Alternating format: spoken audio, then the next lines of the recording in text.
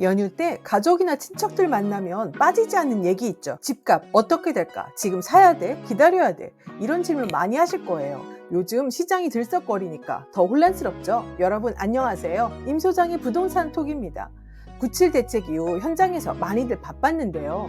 그런 만큼 많은 고객들을 만나게 됐죠. 그런데 다들 갈등과 선택에 대한 두려움이 공존하더라고요. 어찌 보면 주변 분위기에 떠밀려 계약하는 것 같은 분도 있었고요. 오히려 제가 좀 더 고민해 보셔도 된다고 할 정도였어요. 그래서 오늘은 아파트 매매나 갈아타기 할 때 최악의 선택을 피하는 3단계 분석법을 아주 쉽게 풀어드릴게요. 끝까지 보시면 이렇게 생각해야 실수 안 하는구나 하실 거예요.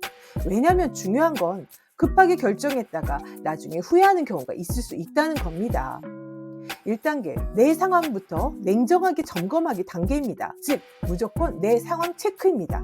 집값 상승에 대한 기대감보다 하락했을 때 리스크를 견딜 수 있는지를 먼저 점검해야 합니다. 대출 규제 때문에 예전처럼 돈 빌리기가 쉽지 않아요.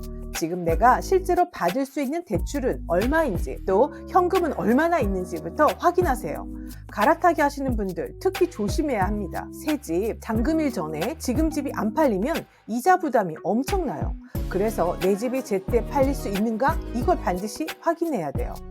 그리고 나는 왜 지금 이 집을 사야 하는 거지? 이 질문도 필요합니다. 실거주인지, 투자 목적인지에 따라 선택할 지역이나 아파트가 달라지거든요. 최악의 상황까지 가정해보세요. 금리가 조금만 오르거나 집값이 10에서 20% 떨어져도 내 가정 경제가 버틸 수 있는지 꼭 계산해봐야 합니다. 이 단계 통과 없이는 심리적인 압박 때문에 최악의 매도 시점에 팔게 될 위험이 높습니다.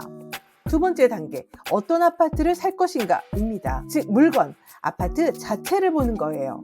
내가 살 집과 투자용을 감정적으로도 분리해야 해요. 즉, 매수 목적을 명확히 하지 않으면 작은 가격 변동에도 흔들려 잘못된 결정을 내립니다. 부동산은 아파트 건물보다 중요한 건 땅값, 즉 입지예요.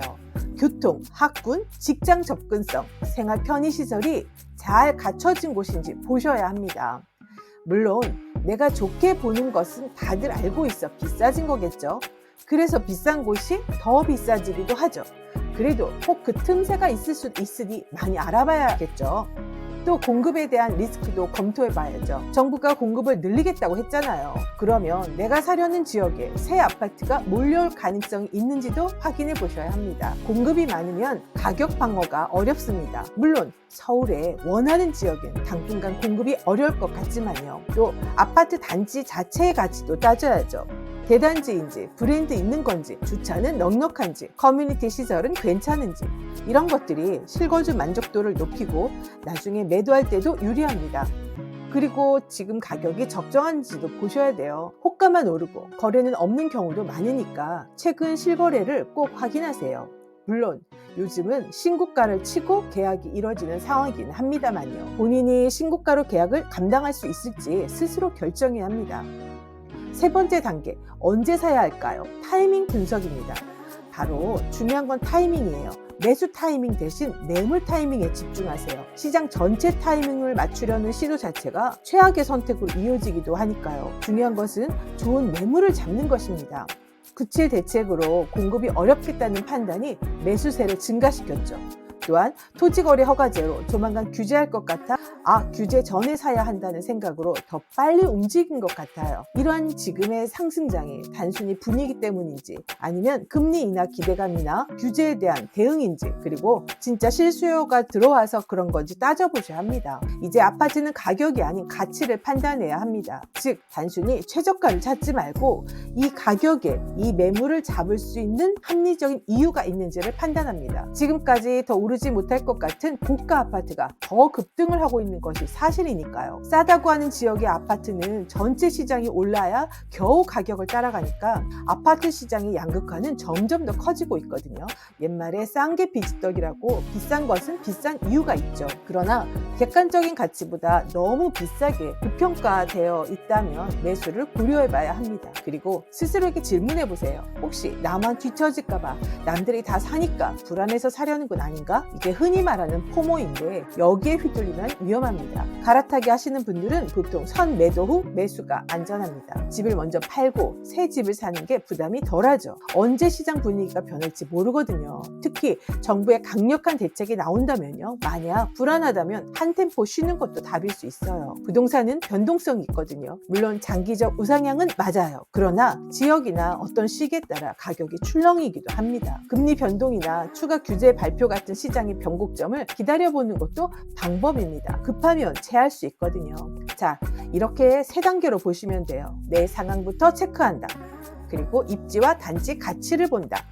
마지막으로 타이밍은 감정 말고 시장 흐름을 본다. 시장 예측은 전문가도 어렵습니다. 시장 타이밍을 맞추려 하지 말고 내가 감당할 수 있는 최악의 시나리오를 분석해서 가치 있는 매물을 잡는 것이 최악의 선택을 피하는 길입니다. 무엇보다 중요한 건 빚을 과하게 내지 않는 거예요. 그리고 진짜 살기 좋은 입지를 고르는 것, 마지막으로 감정에 휘둘리지 않는 것, 이 세 가지 원칙만 지켜도 큰 실수는 피할 수 있습니다. 여러분, 이번 연휴에는 가급적 모이면 집 얘기 많이 나누지 마세요. 어디 집이 올랐다 소리 들어도 불편하고 왜 내 집만 안 오르는지 힘든 분도 있을 거예요. 모임에 비교하는 말을 듣고 급한 마음에 지금 아니면 못 사? 라는 생각으로 뛰어들면 안 되거든요. 특히 앞으로 정부가 추격 규제를 낼 가능성이 크기 때문에 이 부분까지 염두에 두고 판단하셔야 해요. 오늘 영상이 도움이 되셨다면 좋아요, 구독 부탁드리고요. 댓글로 고민 남겨주시면 제가 최대한 도움 드리겠습니다. 감사합니다.